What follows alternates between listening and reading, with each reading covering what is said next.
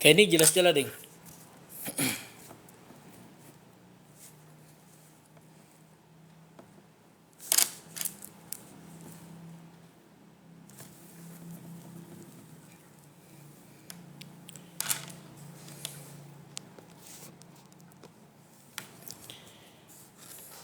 Kalau kayak ini Bang, kadang-kadang nah.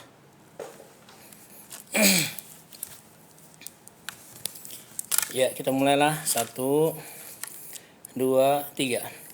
Assalamualaikum warahmatullahi wabarakatuh. Bismillahirrahmanirrahim. Alhamdulillahirabbil alamin. Allahumma salli wa sallim wa barik ala sayyidina Muhammadin wa ala alihi wa sahbihi ajma'in. Amma ba'du.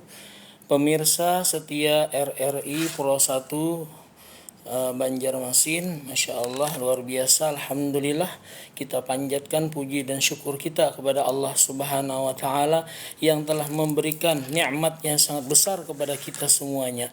Tak lupa salawat dan salam kita haturkan kepada junjungan kita baginda Nabi Muhammad sallallahu alaihi wasallam, dan juga sahabat, kerabat, dan juga daripada pengikut beliau di antara para ulama sampai sekarang. Masya Allah, Alhamdulillah, Islam sampai ke negeri kita. Pada kesempatan yang penuh barakah ini, dengan penuh syukur di hadapannya, mari kita sejenak memahami, merenungkan pesan ketakwaan yang tercermin dalam ayat Al-Quran, hadis Nabi, dan petuah para ulama yang relevan dengan bangsa kita yang sedang menjalani masa penting pemilihan umum. Tahun 2024 ini, Rabu 14 Februari 2024 adalah hari penting bagi kita untuk menentukan takdir negeri kita selama minimal 5 tahun ke depan. Momen ini di samping menjadi hajatan negara yang sangat penting untuk menentukan para pemimpin di negara ini, juga tentunya menjadi momen berharga untuk mengevaluasi dan meningkatkan terus keimanan, ketakwaan kita kepada Allah Subhanahu wa Ta'ala. Ini karena iman dan takwa adalah modal dasar, bekal terbaik, dan jalan hidup dan jalan berpikir yang harus selalu kita bawa dalam hal apapun. Tidur saja kita harus membawa iman. Buang air kecil dan air besar pun kita juga harus membawa iman dan takwa.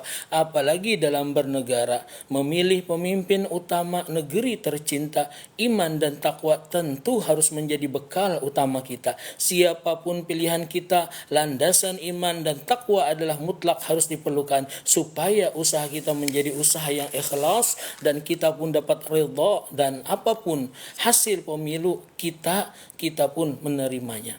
Dengan demikian pun Allah akan ridha terhadap kita, terhadap pemimpin kita, dan terhadap negeri kita. Itulah kunci awal keberkahan suatu negeri. Ma'asyiral muslimin rahimakumullah, pemirsa pendengar RRI yang insyaallah dimuliakan oleh Allah. Allah Subhanahu wa Ta'ala berfirman dalam surah Al-Hadid ayat 22 dan 23. A'udzubillahi minasyaitonir rajim. Bismillahirrahmanirrahim. Ma asaba min musibatin fil ardi wala fi anfusikum illa fi kitabim min qabli an nabra'aha. Inna dzalika 'alallahi yasir. Yang artinya setiap musibah yang menimpa di bumi dan yang menimpa dalam dirimu sendiri, semuanya telah tertulis di dalam kitab, yaitu Lauh Mahfuz, sebelum kami mewujudkannya. Sungguh yang demikian itu mudah bagi Allah Subhanahu wa Ta'ala.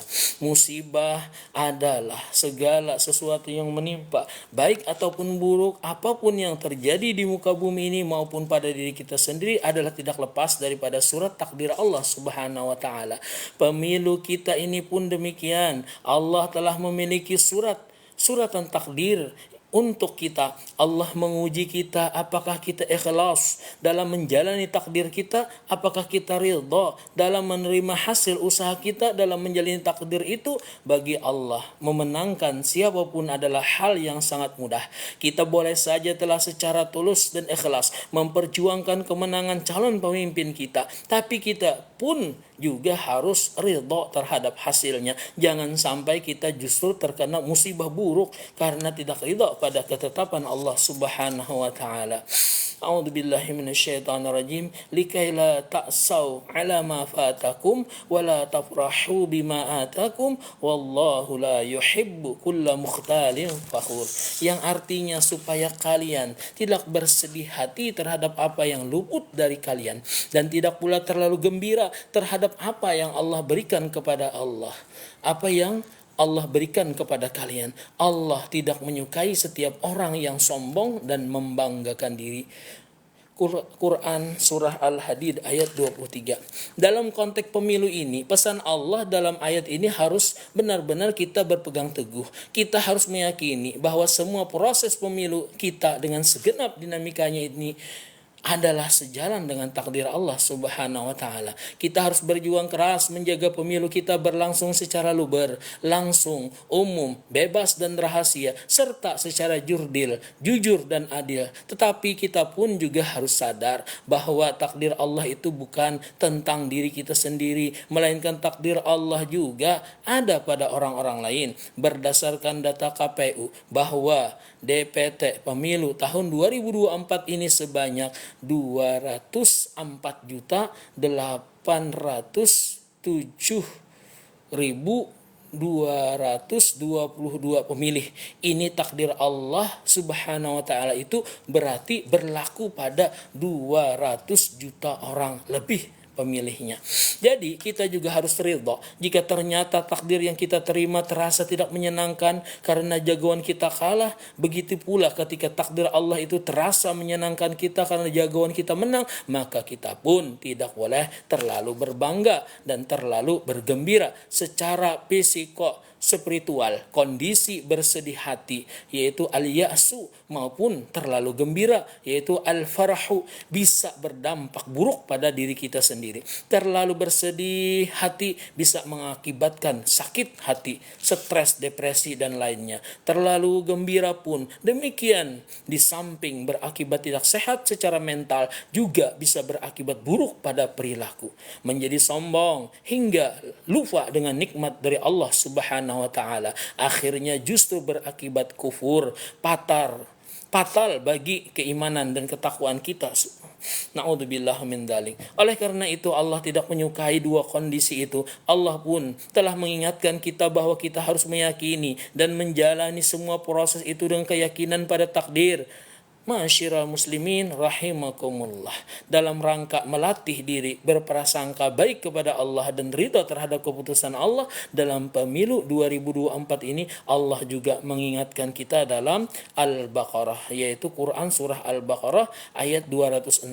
Wa asa an takrahu syai'an wa huwa khairul lakum wa asa an tuhibbu syai'an wa huwa syarrul lakum wallahu ya'lamu wa antum la ta'lamun. Artinya boleh jadi kamu membenci sesuatu padahal itu baik bagimu, dan boleh jadi kamu menyukai sesuatu padahal itu buruk bagimu. Allah mengetahui sedangkan kamu tidak mengetahui. Kita boleh saja senang dengan takdir jika memang pilihan kita yang menang dan pilihan orang lain kalah. Tapi ingat, itu belum tentu sepenuhnya baik bagi kita semuanya.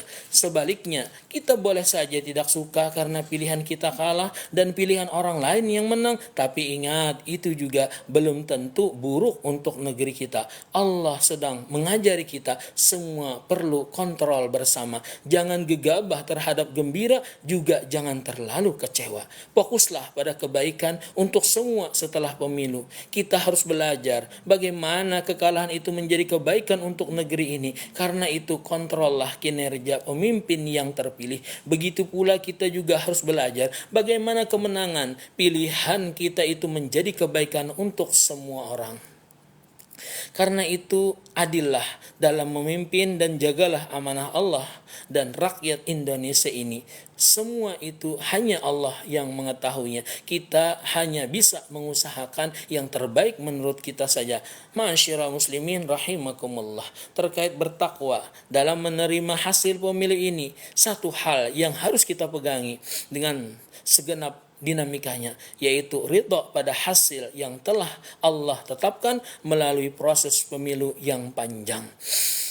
Dulu saat menyiapkan pemilu kita diwajibkan untuk ikhlas. Kerja yang ikhlas akan mudah menghasilkan keridhaan atas hasil kinerja tersebut. Itulah salah satu substansi dari ayat-ayat yang telah kita pelajari tadi. Selanjutnya Rasulullah sallallahu alaihi wasallam juga memberikan panduan praktis supaya kita bisa ridha, termasuk ridha menerima hasil pemilu 2024 ini. Beliau mengingatkan dalam hadis yang artinya, jagalah Allah, niscaya Dia akan menjagamu. Jagalah Allah, niscaya engkau akan mendapatinya di hadapanmu. Apabila kamu meminta sesuatu, memintalah kepada Allah. Apabila engkau memohon pertolongan, maka mintalah kepada Allah Subhanahu wa taala. Mari kita jaga dan kita pastikan bahwa Allah tetap dalam hati kita. Jangan sampai kita tidak menyadari kehadiran Allah dalam hati kita. Jangan sampai kita lupa akan takdir Allah. Jangan sampai kita lupa akan takdir Allah. Selanjutnya setelah pemilu ini tugas kita adalah memohon kepada Allah. Kita berharap hanya kepada Allah supaya kebaikan senantiasa menyertai negeri kita. Entah kita suka ataupun tidak suka terhadap hasil pemilu ini.